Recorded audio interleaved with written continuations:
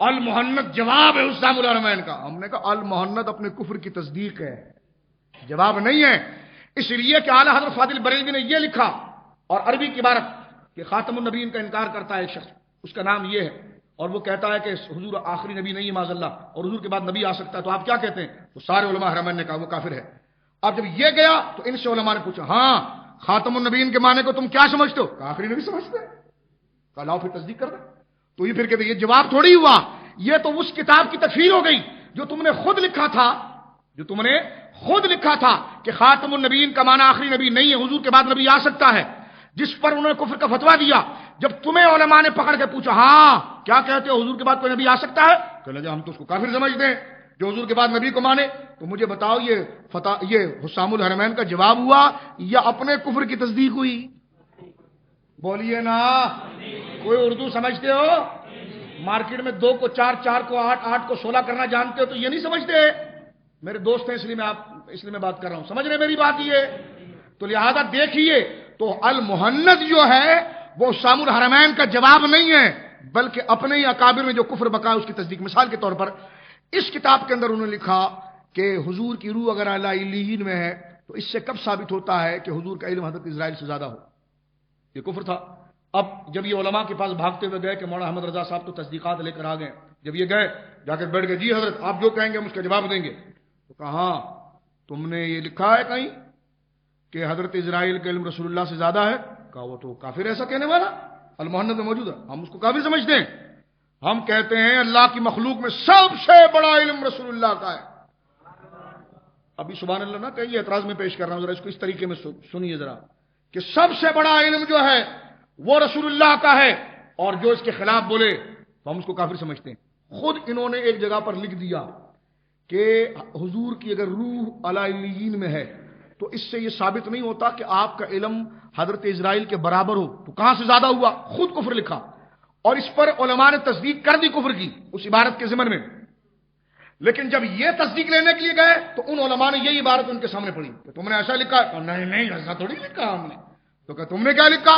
کہ ہم نے لکھا ہے کہ حضور کا رتبہ بہت بڑا ہے، حضور کا علم سب سے زیادہ ہے. اچھا یہ عقیدہ تمہارا؟ کہا کہ لکھ کر دو.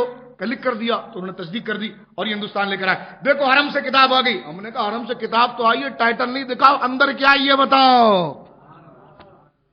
سوال جیسا کرو گے ویسا جواب ملے گا. سمجھ رہے ہیں؟ تو کتنا بڑے فراڈی ہیں دیکھیں آپ کہ جو پوچھا کیا جا رہا ہے. اب مثال کے طور پر یہاں یہ کیا کہتے ہیں دلائل الخیرات کا پڑھنا بدعت ہے. جب وہاں علماء نے پوچھا ہاں دلائل الخیرات کے بارے میں کہا ہم اس کو ایمان سمجھتے ہیں، روز مرہ ہمارے مشائخ اس کو پڑھنے کی دعوت دیتے ہیں، ہم یہی نہیں قصیدہ بردہ کا ختم کرتے ہیں. تو اس منافقت کا جواب تو کوئی پڑھا لکھا شریف آدمی نہیں دے سکتا. اس کو یہیں چھوڑیں، آپ مٹی ڈالیں اس پر. تو المحنت جو ہے یہ سن لو دیوبندی چنٹوں، سن لو، المحنت جو ہے یہ حسام الحرمین کا جواب نہیں ہے، وہ اپنے ہی کفر کی تصدیق ہے. اب سنیے میری بات، اور میں گفتگو کو بالکل اختتام کی طرف لے آیا ہوں. اب اختلاف آپ سمجھ گئے کیوں ہوا؟ حاجی صاحب کے مریدوں کے درمیان اختلاف کی منڈ بھیڑ چل رہی ہے.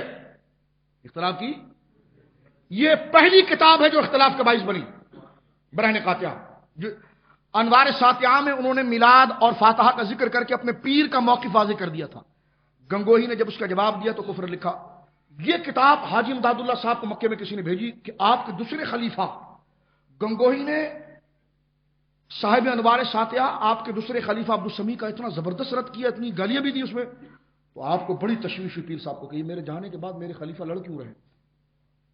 تو رحمت اللہ کرانوی صاحب نے خط لکھا عبدالسمیع رامپوری کو کہ دیکھو تم جواب الجواب نہیں کرنا ورنہ اختلاف اور بڑھے گا، اختلاف اور بڑھے گا. تو ہم تو یہاں پر آ گئے ہیں تو ہم نہیں چاہتے کہ سلسلہ خراب ہو. اب بڑے بزرگ یہ وصیت کر رہے ہیں، ہم نہیں چاہتے سلسلہ خراب ہو، لیکن ہاں جو بات رشید ماں گنگوہی نے لکھی ہے ہم تو انہیں رشید سمجھتے تھے لیکن یہ رشید نہیں ہے. یہ رحمت اللہ کرانوی صاحب نے لکھا کہ میں تو اس کو رشید یعنی نیک شریف بزرگ سمجھتا تھا لیکن یہ غیر اہل سنت ہے، یہ اہل سنت عقیدہ. لیکن پھر بھی عبدالسمیع رامپوری کو کہا کہ جواب نہ دینا، کیونکہ جواب در جواب چلے گا تو مریدین اور بڑھتے چلے جائیں گے. تو کیا کریں؟ فرمایا ایک کام کرو، اس کتاب کو دوبارہ ترتیب دو.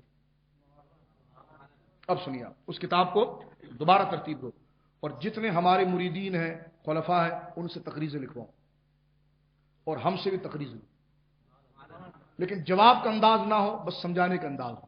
یہ کس نے کہا؟ حاجی امداد اللہ. اب کیا ہوا؟ حضرت عبدالسمیع رامپوری نے اپنی پوری کتاب کو دوبارہ ختم کیا انہی دلائل کو دوسرے انداز میں لکھا، اور لکھنے کے بعد حاجی امداد اللہ مہاجر مکی سے تقریر مانگی، انہوں نے تقریر لکھی، رحمت اللہ کروانی صاحب نے تقریر لکھی، لطف اللہ علی گڑھی صاحب نے تقریر لکھی، سارے خلفاء نے تقریر لکھی۔ اب یہ تین شیطان ایک طرف تھے اور سارے خلفاء ایک طرف، انوار ساتھیہ پھر چھپ کے سامنے آ گئی، انوار ساتھیہ چھپ کر پھر سامنے آئی، انہوں نے بڑا شور کیا، لیکن دنیا جان گئی کہ تین ادھر ہے اور سینکڑوں ادھر ہے، سمجھ رہے ہیں؟ اب سنیے میری بات، یہ پارٹ 1 تھا۔ پارٹ 2 کیا؟ اسی انوار ساتھیہ کے شروع میں آپ نے اللہ رب العالمین کے علم کی تعریف کی، اور اسی کے پہلے صفحے پر رشید احمد گنگوہی نے اللہ کے لیے جھوٹ کو ممکن لکھا، اور اس نے لکھا جو میں پیش کر چکا ہوں درجنوں دفعہ آپ کے سامنے، تو یہ آپ کو سمجھانے کے لیے ساری وبال یہی کتاب بنی ہے، سمجھ رہے میری بات آپ؟ اس نے لکھا کہ امکان کذب کا مسئلہ کوئی جدید نہیں، یعنی اللہ جھوٹ بولنا اللہ کے لیے ممکن ہے، یہ کوئی جدید نہیں ہے، یہ تو قدماء میں بھی مختلف رہا۔ اب یہ کتاب تو لکھ دی، لیکن مسئلہ یہاں کا تو نپٹ گیا کہ بھائی آپ ہمارے سے تقریریں لے لو، جواب در جواب نہیں کرو، اور مریدوں میں اختلاف نہ ہو جائے، بس جو سمجھدار ہے سمجھا، کتاب چھپ کے آ گئی سامنے، ٹھیک ہے؟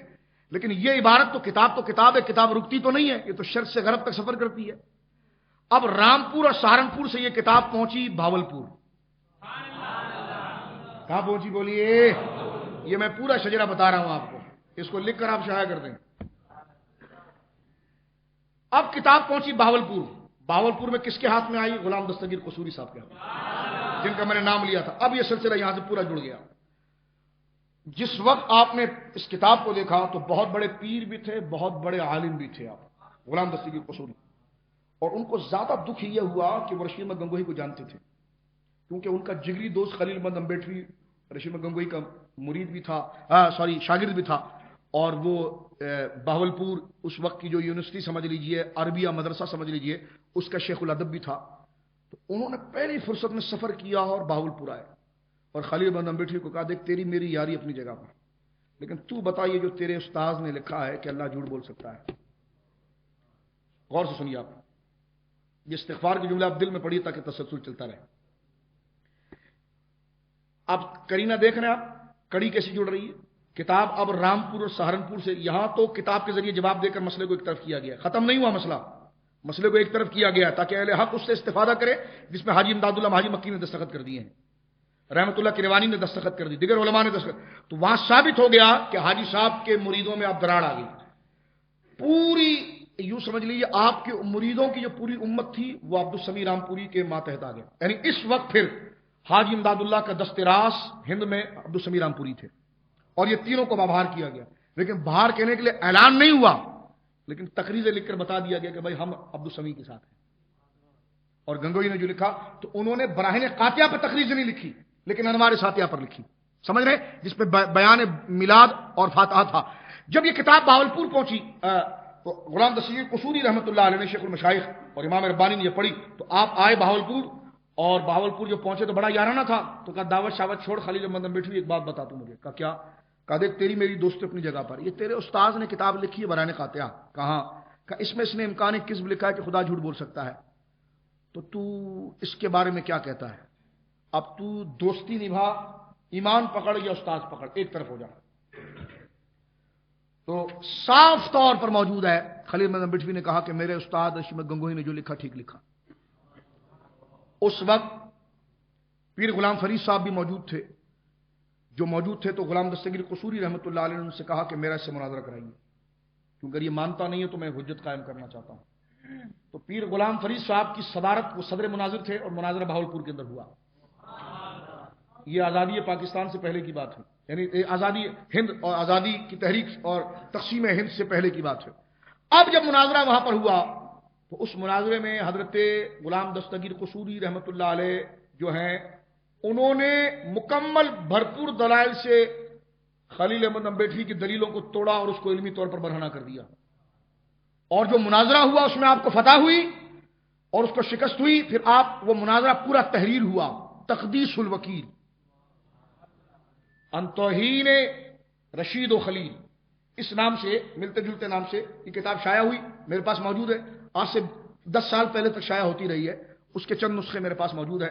ہم کوشش کر رہے ہیں انشاءاللہ چند دوستوں سے مل کر اس کو دوبارہ شائع کریں گے انشاءاللہ، کیونکہ وہ کتاب ایک، اور یہ کتاب جب لکھ دی گئی نا تقدیس الوکیل جو مناظرہ تھا، اور اس میں انہوں نے واضح کر دیا کہ یہ رشیدہ گنگوئی غیر اہل سنت ہے